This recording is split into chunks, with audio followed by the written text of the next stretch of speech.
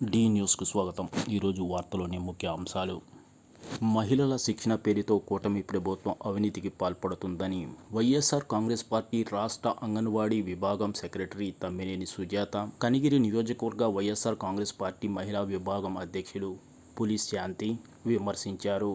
బుధవారం వైఎస్ఆర్ కాంగ్రెస్ పార్టీ కార్యాలయంలో జరిగిన విలేకరుల సమావేశంలో వారు మాట్లాడుతూ, మహిళలకు ఉచిత కుట్టు మిషన్ శిక్షణ శిబిరాల పేరుతో అవినీతికి పాల్పడుతున్నారని వారు ఆరోపించారు.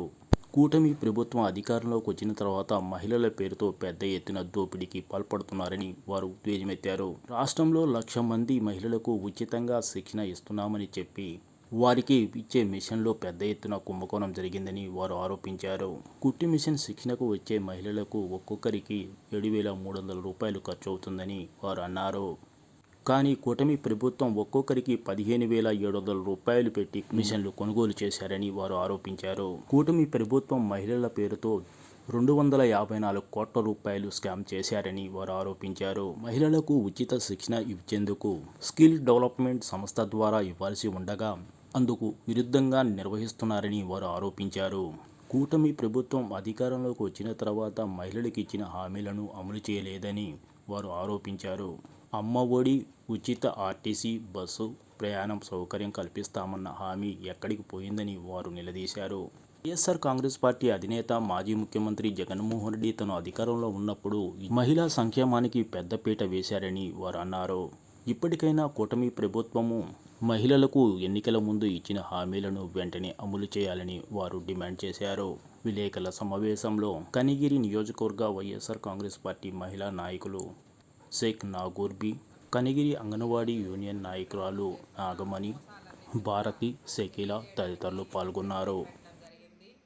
ఈరోజు మన ఇన్ఛార్జ్ దద్దాల నారాయణ గారి ఆదేశాల మేరకు కనిగిరి నియోజకవర్గంలో మేమంతా సమావేశమయ్యాము.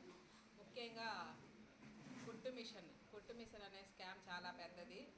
దాంట్లో 1,00,000 మంది మహిళలకి ఉచితంగా నేర్పిస్తామని చెప్పేసి ఒక్కొక్క పర్సన్కి 7,300 చొప్పున, అలాగే 73 కోట్లు అన్నమాట. ఆ 73 కోట్లని 230 కోట్లుగా చేసి 167 కోట్లు టీడీపీ నాయకులు దోచిపెడుతున్నారు.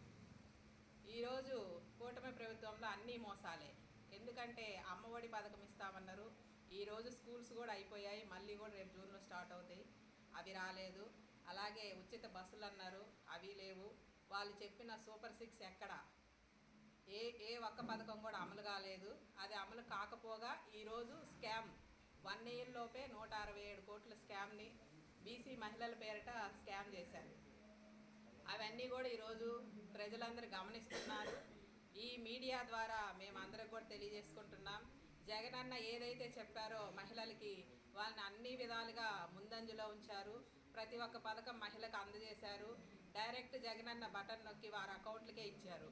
అలా కాకుండా ఈరోజు ప్రతి విషయంలోనూ స్కామ్ పద్ధతిని తయారు చేశాడు మన సీఎం గారు. ఇవన్నీ కూడా ప్రజలందరూ గమనించాలి. ముఖ్యంగా మహిళలందరూ కూడా గమనించాలి. ఈరోజు మహిళల పేర్లు చెప్పుకొని భారీగా స్కామ్కి ముఖ్యంగా మన సీఎం గారు ప్రోత్సహిస్తున్నారు. ఇటువంటివి కూడా అందరూ చూస్తూ ప్రజలందరూ కూడా అర్థం చేసుకోవాలని ఈ సభాముఖంగా తెలియజేసుకుంటున్నాను.